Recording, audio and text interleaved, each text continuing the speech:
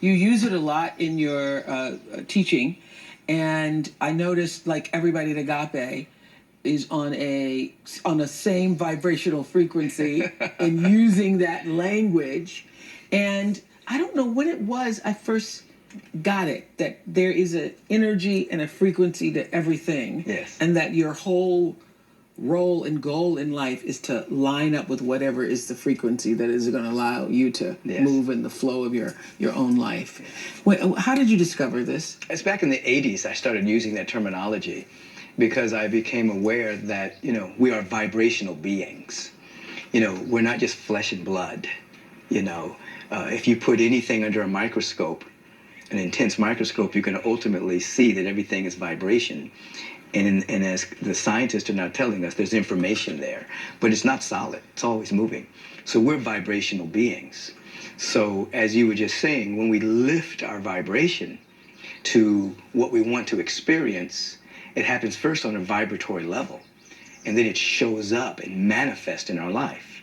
So people who are holding on to rancor, animosity, they're slowing down their vibration. Okay, just had an aha there. You're actually, when you recognize your vibrational frequency, you're drawing into yourself all the time, literally, the vibration that is most like what you're putting out. Right. Correct? Right. Yeah. You cannot, another way of saying is you cannot have what you're not willing to become vibrationally. Ah. If you do get it, you'll lose it. Ah. You see, this is why people that win the lottery, they lose everything, or they'll finally get the person they think they want to be with. They can't keep the relationship, or they'll get a modicum of success but can't hold on to it because inside they weren't vibrationally aligned. They really hadn't become it.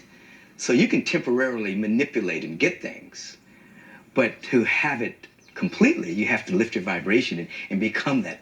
In vibration. Oh, that's so good. You need to repeat it. that is so good. Isn't that look, hallelujah, hallelujah. That is so good. You're not really attracting things to you. You're really radiating. It's really a radiation. I could cry right now. I felt that so strongly. Yeah. That's going to resonate with a lot of people. Yeah, you're radiating it from within out. It's like if I become the vibrational frequency of love, harmony, peace, and I'm radiating that. That's the key. It's going to show up in my life. That's the key. Yeah. That's the word. You're not attracting it. You have to be it and radiate it, and then it is drawn to you. Right. And you to it. So then the work then becomes about you working on yourself. Yes. Yeah. You have to like yourself when you're by yourself. Yeah. You have to like yourself. I mean, when you're by yourself, you have to look at those thoughts. The beautiful thoughts, the crazy thoughts. You have to embrace yourself. You have to forgive yourself. You have to love yourself. And when you can fall in love with yourself and like yourself when you're by yourself, now you can be with others. But if you don't like yourself when you're by yourself, then you're pulling on others to make you happy. Correct. You see. You also talk about wealth in the way that, the idea of manifestation can be confusing to people because a lot of people think, I manifested my wealth or I manifested my husband, my possessions. But you say that you limit your true spiritual potential if you get attached to those things. Right. Those are wonderful signposts along the way. They're wonderful blessings. But at the bottom line, we're here to unfold our soul.